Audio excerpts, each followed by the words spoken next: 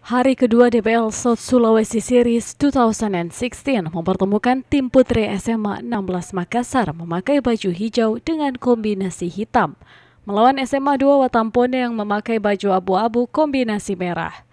Kuarter pertama SMA 16 Makassar terus digempur oleh Smada Watampone, dan di akhir kuarter pertama hanya 2 poin yang bisa dicetak Smada Watampone, sementara SMA 16 Makassar tak mampu mencetak skor satu pun di kuarter ini.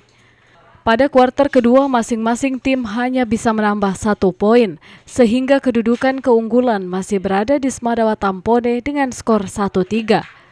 Di kuarter ketiga, SMA 16 Makassar sempat menyamakan skor menjadi 3-3.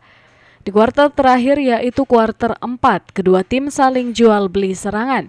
Namun kekuatan Smada Watampone tak dapat dibendung oleh SMA 16 Makassar yang akhirnya menang dramatis dengan skor tipis 8-9 untuk keunggulan wakil Kabupaten Bone ini. Pelatih tim Smada Watampone, Syahroni, mengaku bahwa timnya tampil buruk.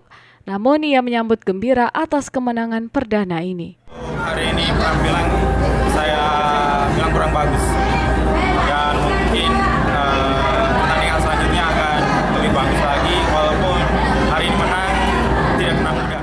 Kemenangan SMA 2 Watampone harus dibayar mahal. Pasalnya salah seorang pilarnya mengalami cedera lutut.